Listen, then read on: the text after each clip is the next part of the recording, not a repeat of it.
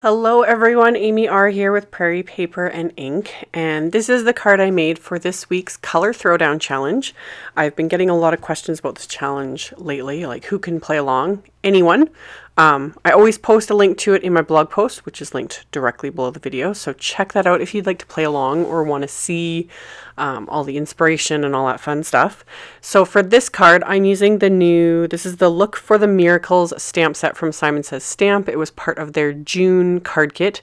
You can get this set with the kit, part of the subscription, buy the kit separately, or you can get just the stamp set. So I'll have the options linked below. And I'm stamping the two largest flowers in this set just onto this scrap of Ranger watercolor paper. I stamped them all onto the smooth side after I prepped the paper with my anti-static powder.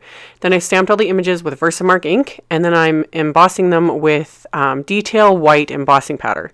So it doesn't look like much at first, but then when I add the color, that's, the white embossing just pops, and it's so much fun.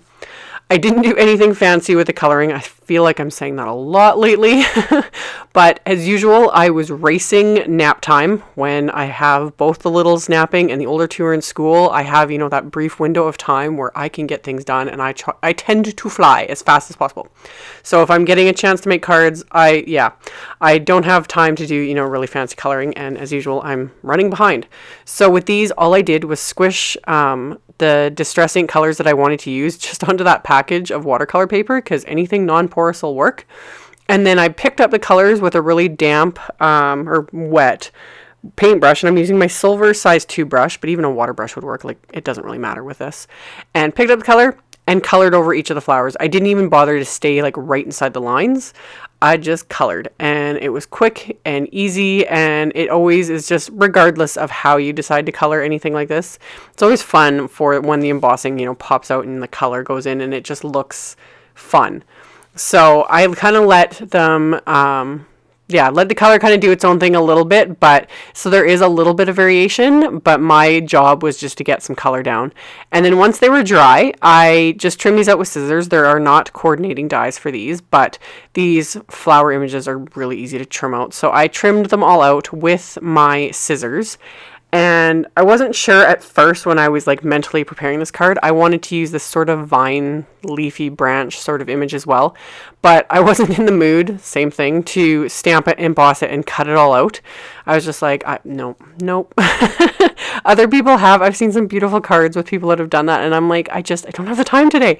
So instead, I just stamped the branch right onto another piece of the watercolor paper with Stormy Sky Distress ink, because that's part of the color combo was this blue. So I stamped it with that ink, and then I used my water brush first to just move the color around, which it does because it's distress ink, but it wasn't deep enough, so I ended up picking up some of that distress ink that I had mushed onto the packaging and use that to kind of deepen the color a little bit more, just to give it a little bit extra.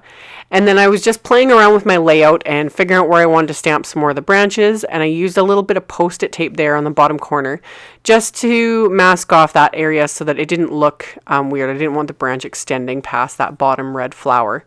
And stamped the other one more time and did the same thing, just quickly colored them in with my water brush.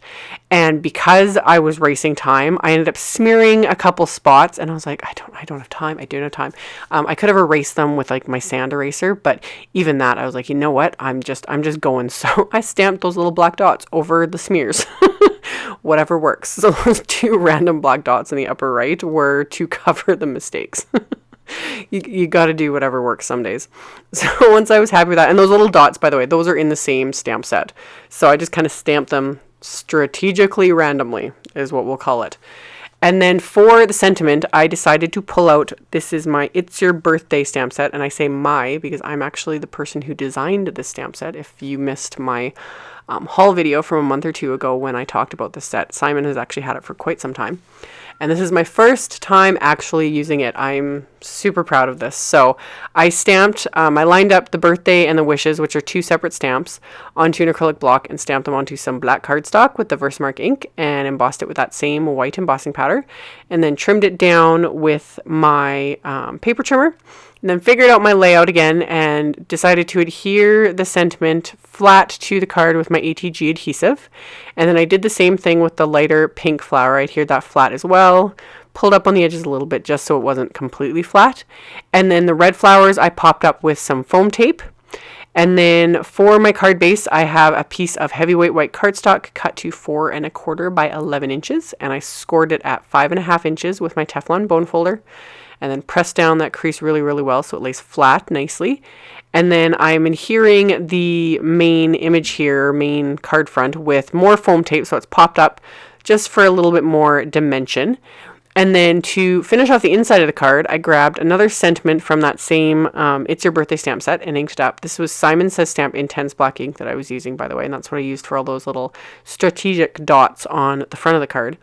So I stamped the sentiment on the inside, and then I had these remaining little flowers that I had stamped and watercolored. So I decided to use 2 instead of 3, and then I stamped that smaller branch image again with the same Stormy Sky ink. And this isn't watercolor paper, but you can still get the color to move just a tiny little bit with a water brush, as long as you don't overwork it, because it's not watercolor paper, so the cardstock could pill if you went back too much. But it was totally fine for this. And then I adhered those 2 little flowers into place, and that finished off the inside. And of course, I think you all know what's coming next. Pretty pink, posh, sparkling, clear mix sequins all over the card, because they just have to be there. So I kind of arranged them where I wanted them first, and got more because I have problems. So everything needs sequins and lots of it. So I arranged them first and then adhered them into place with my Ranger Multi-Medium Matte Adhesive. And once I got those into place, the card is officially done. So as always, I will have a link below the video to my blog post, which will have a link to the color challenge and all that stuff, as well as links to all the supplies used. So if any of that interests you, check out my description box below the video and check out my blog. Thank you all so much for watching and subscribing and thumbs upping my videos, and for all the comments. I read and reply to as many as possible, and I will see you guys in the next video. Bye.